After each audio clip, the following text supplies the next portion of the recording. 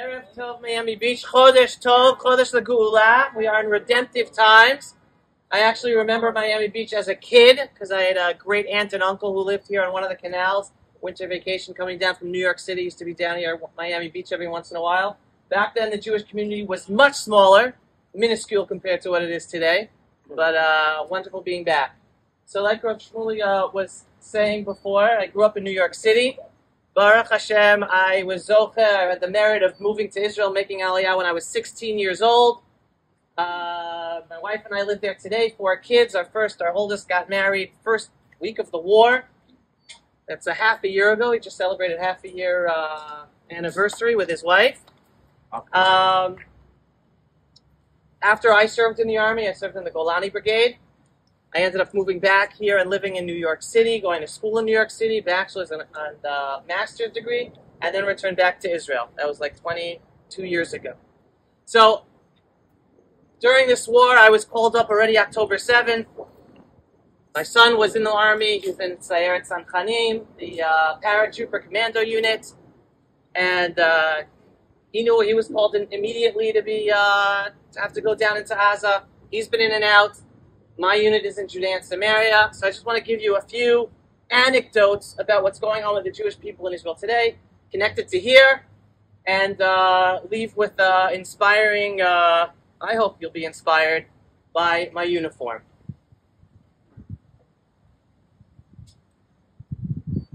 The Jewish people in the land of Israel today are more united than ever before. Don't listen to the headlines. Don't listen to the news. Don't listen to the headlines.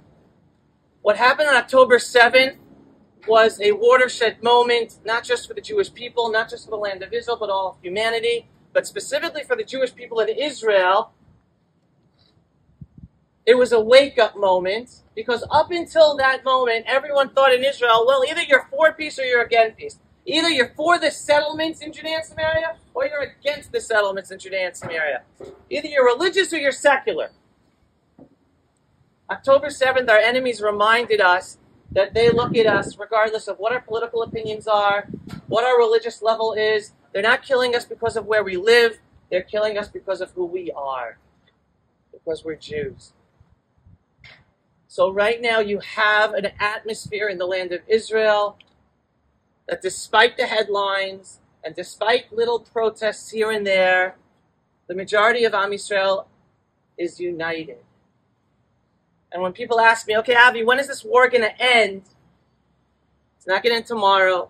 It's not going to end in a month. I don't even know if it's going to end in a half a year. Because this war is really only going to end, despite whatever pressure we get from the world, despite whatever pressure we get from the Biden administration. This war only is going to end when Be'ezrat Hashem, with God's help, everyone down south moves back to their home, and everyone up north moves back to their home, because I don't know how many people know. There are close to 100,000 Jews up on the northern border that are evacuated from their homes for half a year, as well as the tens of thousands from the southern border who still have not been living in their homes. The war does not end until they all return to their homes without any fear whatsoever of anything ever happening again like October 7th. That's when the war ends. I don't care what ceasefire, I don't care Rafiach, not Rafiach, I don't care what pressure, how the world pressures us.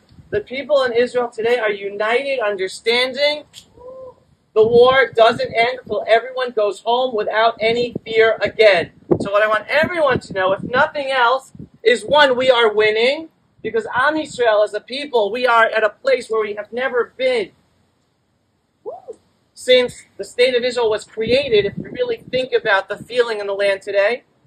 And we will win, despite everything going on. Amen. All right, very important. 2 short stories. Number 1, my wife and I, we have 4 boys. Oldest just got married. He's in the reserves already. Number 2 is the one in the paratroop commando unit. 2 younger boys. One in pre-military. He's in a Mechina program, pre-military academy. And the 4th is in high school. One thing I teach my boys, I brought them up all their lives, is understanding that even though Israel has a mandatory law to serve in the IDF, to us, serving in the Israeli army is not mandatory, but it's a zchut. It's a privilege. Why is it a privilege? Because I teach my boys, and I try to give this message over to everyone and to every Jew, as a student of history and a student of Jewish history, it is hard to ignore the fact that we are blessed to live in one of the first generations in over 2,000 years of Jews, after 2,000 plus years of exile and persecution over and over. You guys are all living in Miami today. Your grandparents didn't live in Miami.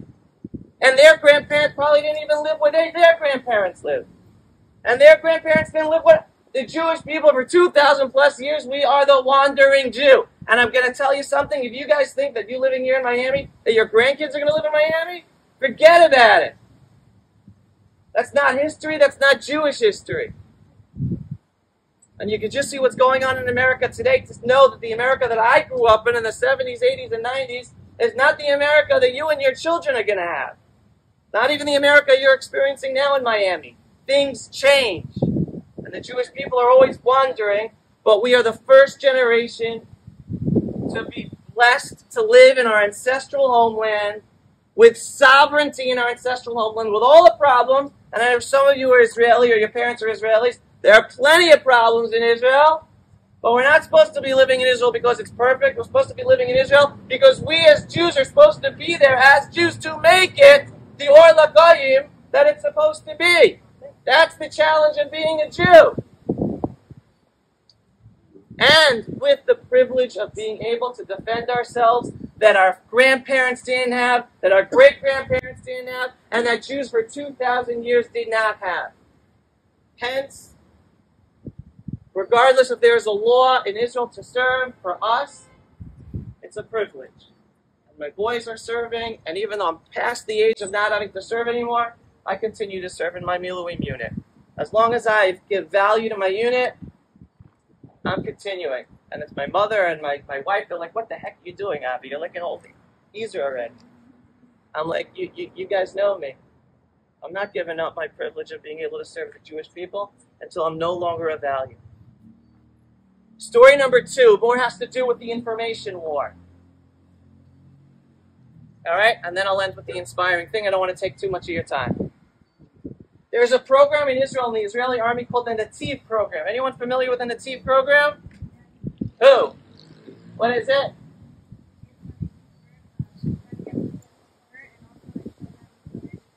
Right. What's your name? Yael, okay? Yael shared with us. The Nativ program is a special program in the IDF where Israeli citizens who are not Jewish according to Torah law, which means it's mostly descendants of Ukrainians or Russians who the lineage got all messed up, unfortunately, because of Russia, the Soviet Union. And they're Israeli citizens. They're living Jewish lives as in Israel, but they're not halachically Jewish according to Torah law.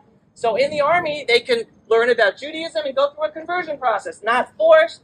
They choose what they want to do.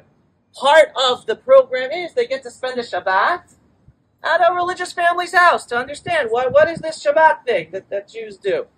So we live in the community of Efrat. I'm what I call a proud resettler.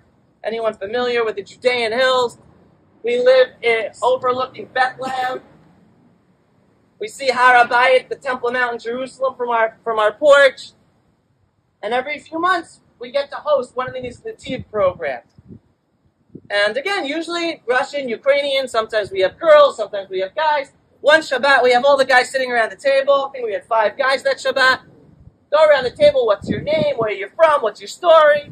One guy's name is Maxim, another Igor, right? And then the guy right opposite me, what's your name? Muhammad. I'm like, wait a second, what's going on here? I'm like, all right, Muhammad, where are you from? That's what I'm thinking. Yafo, Natzrat, Akko, Jerusalem, Gaza, right? Wait a second. I have an IDF soldier converting to Judaism who's a Muslim from Gaza.